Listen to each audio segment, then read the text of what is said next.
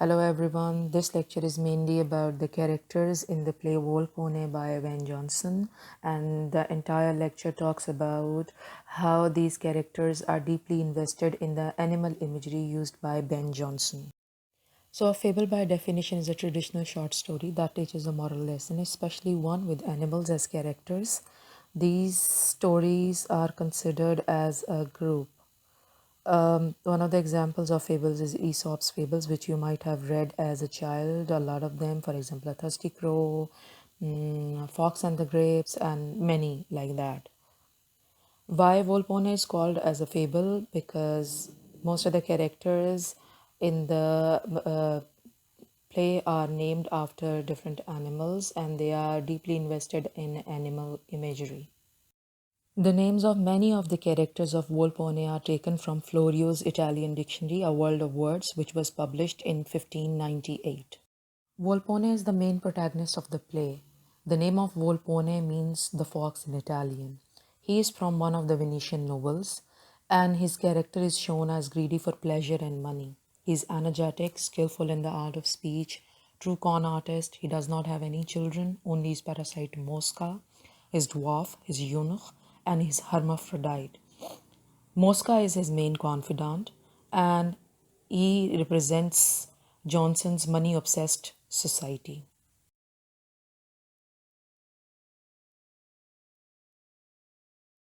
Now, Mosca is Volpone's servant, his parasite, his slave. He serves Volpone first, executes his ideas, hides his real intentions from everyone, gains independence.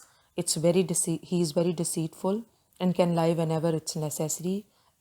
He's very useful for Volpone, and he becomes more and more greedy with the passage of time during the progress of the play. He reminds more of a slave or a servant in a Plautinian play, as in Roman comedy, and some of his characteristics are similar to the slave which we find in Aristophanes' play Frogs. His name in Italian means a fly, and as his name suggests, he's the most degenerate character in the play. But even with him, Johnson provides some justification for his artfulness and mendacity. In several of his speeches, Mosca reveals himself to be painfully conscious of his low birth and poverty, and we learn that all his efforts are directed at raising himself in the world. The third character is Voltore. His name was likewise taken by Johnson from Florio's dictionary. Voltore is defined as a ravenous bird called a vulture. Voltore's profession, that of lawyer, attracts Johnson's particular dislike. In several places, Johnson mounts an attack on lawyers and their means of making a living. Voltore is avaricious like the other legacy hunters, but at one point it seems that there is a spark of goodness in him when he informs the court that Celia and Bonario are innocent. Thus, this spark is swiftly extinguished by his greed. Through his greed, he is manipulated by Mosca and Volpone, and he is largely responsible through his persuasive tongue for the courts initially finding Bonario and Celia guilty. So, in short, his name means vulture in Italian. He was also a legacy hunter. He gives Volpone gifts to be there. He's a lawyer and good at speech and deceit, and he wants to level up in the society, and he's also greedy like Volpone. Now, Corbecchio is another legacy hunter. His name means raven in Italian. He is very old and ill and has hearing problems. He is likely to die before Volpone, but he is very happy about Volpone's bad health. Secretly, he wants him to die as soon as possible. He is even prepared to disinherit his son Venario and names Volpone his heir in order to benefit from Volpone's will.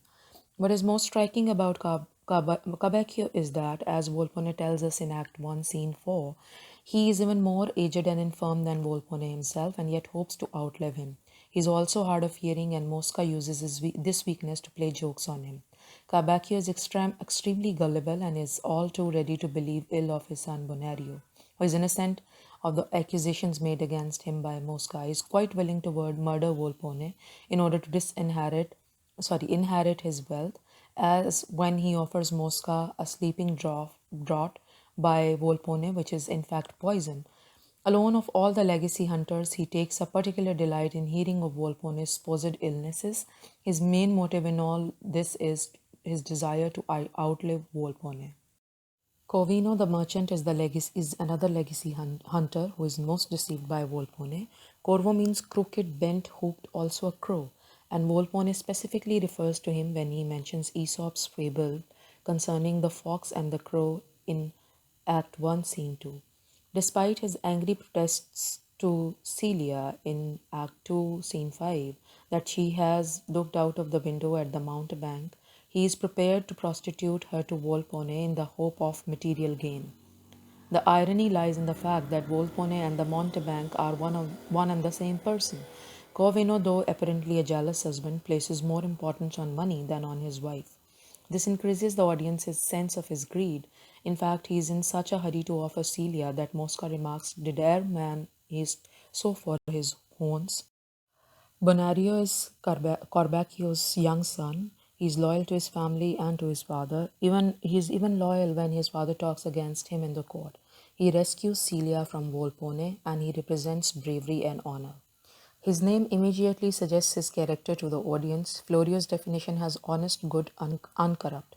In his first appearance, his goodness and integrity are in total contrast to Mosca, and this is perhaps why Mosca wants to have him inherited by his father. Celia, like Bonario, represents naive and ineffectual goodness. Her responses are couched either in the idiom of conventional Christian belief of the time or in colorless language. She rates innocence as the highest form of wealth, whereas Volpone glories in the satisfaction of the senses. She represents Puritan self denial, Volpone aristocratic excess. Now, three minor characters, Nano, Castorone, and Androgeno, are very, very interesting. Nano is Volpone's dwarf, which you can see in this picture standing in the middle. Androgeno is a hermaphrodite and professional fool employed in Volpone's household, whom you can see at the right side in the picture in a striped dress.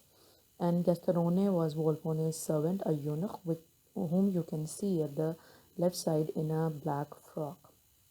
They are Volpone's unnatural family and embody the perverted nature of his desires, of which they are the external representation. They also represent the unnatural standards and values which prevail in the comic world of Volpone until the end of the play.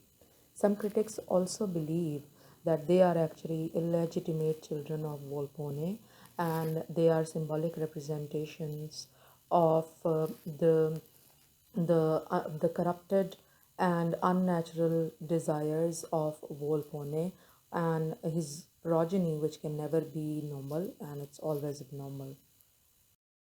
Now, Lady Politic Woodby is one of the most important characters in the subplot of this play. He is a would-be courtesan. The reason why they live in Venice, wants to learn about the sophisticated lives of Venetians. She's knowledgeable, very ostentatious, likes showing off. Lady Woodby is one of Johnson's great comic creations. One of her functions is to link the subplot with the main plot, as she is the only character apart from Mosca who appears in both. The other is to provide comic relief.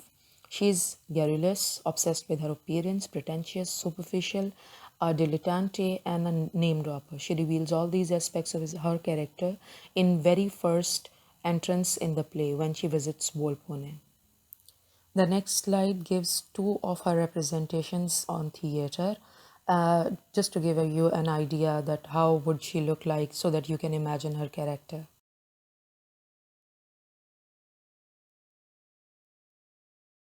Now, Sir Politic Woodby is also one of the main characters of the subplot of the play. He's an English knight living in Venice. His central character of the subplot, imaginative, a lot of ideas to make money, and he represents how British noblemen get corrupted abroad. Sir Politic is the most absurd character of the play, as his nickname Sir Pole indicates. It also suggests his habit of repeating the opinion of others. The legacy hunters are given the names of birds of prey or carrion feeders, Peregrine the name of the noble bird of prey. But Sir Politic is inevitably associated in the audience's mind with a foolish parrot, despite his pretense of being a knowledgeable and experienced traveler. His name, Politic Woodby, also indicates his striving for a cunning of which he is incapable. From his opening speech with its unconscious abuse of language, Sir Politic is represented as a figure of fun. Like his wife, he does not always manage to say what he means. Now, Peregrine is one of the characters in the subplot. Of all the characters in the play, Peregrine is the only one whom Johnson presents uncritically. His name means falcon or traveler. The falcon is in obvious contrast with the parrot represented by Sir Paul, who merely parrots the opinion of others. The falcon is a noble bird, and Peregrine is both a gentleman and a wit.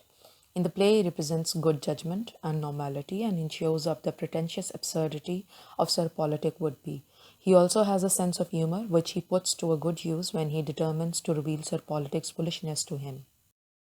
So, in conclusion, we can say Volpone is a moral story, a fable. The characters have the qualities of the animals they are named after, and they unravel the social problems like greed, selfishness, pleasure seeking impulse, idiocy, parasitism, and exhibitionism.